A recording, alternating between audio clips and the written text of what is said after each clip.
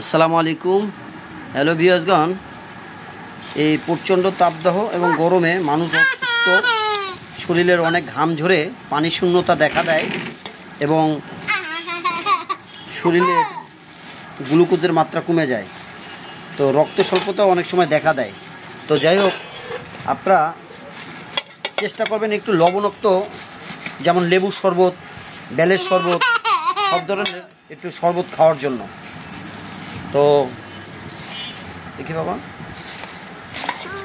আর যেসব খাবারে আপনার রক্ত হয় মূলত সেই সব খাবারগুলো একটু খাওয়ার চেষ্টা করতে হবে।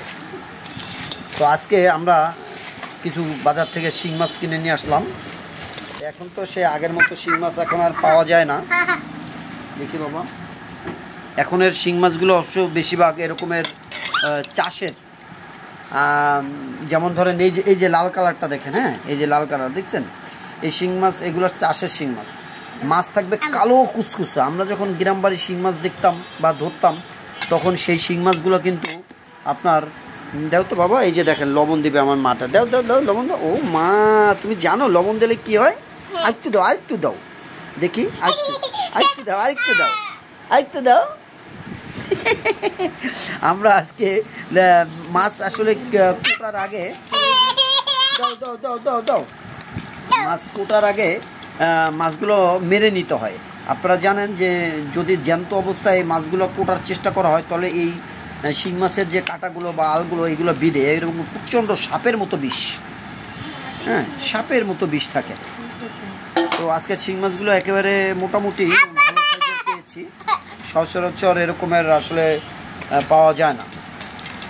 তাই তো আপনারা অনেক সময় তাড়াহুড়োর সময় জ্যান্ত মাছগুলো মারা আসলে সম্ভব হয় না, দেখি বাবা। তো এই জন্য কিছু লবণ যদি আপনারা দিয়ে মেখে রাখেন, তাহলে দেখবেন যে মাছগুলো অল্প কিছুক্ষণের মধ্যে মাছগুলো নিস্তার হয়ে যাবে, মরে যাবে। তখন মরে গেলে এইগুলো কাটতে আপনার সুবিধা হবে আর কি। হ্যাঁ, এই যেমন ছোটোটা দেখেন না, এটা আবু আবু কি চোখে গেছে? না না, ছেড়ো দূরে যাও। তো এই অবস্থা। তো যাই হোক, আসলে আমার যে আজকের মূল ভিডিওর যে মেন বার্তা, সেটা হচ্ছে আপনারা প্রচণ্ড তাপদাহ এবং গরমে আপনারা বেলের শরবত, তারপরে আপনার লেবুর শরবত, হ্যাঁ তারপরে আপনার কাঁচা আমের ব্লেন্ডার করে শরবত বানিয়ে খেতে পারেন। হ্যাঁ, আর একটু যেগুলো খাবারে, যেমন কচু শাক, হ্যাঁ কচু শাক, তারপরে আপনার লাল শাক, যেগুলো রক্ত হয় আর কি, হ্যাঁ যেমন শিং মাছ, এগুলো খেতে পারেন।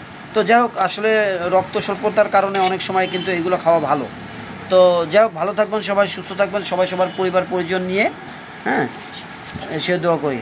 আর আল্লাহর কাছে আমাদের সকলের পক্ষ থেকে আরজি যে আল্লাহ আমাদের রহমতের বৃষ্টি আবার বর্ষিত করো, দেশটাকে ঠান্ডা বানিয়ে দাও, যে বাতাস বর্ষিত করে দাও আল্লাহ। ঝড় তুফান বৃষ্টি এগুলা, ঝড় না আসুক, বৃষ্টি আসুক, সে আশা করি।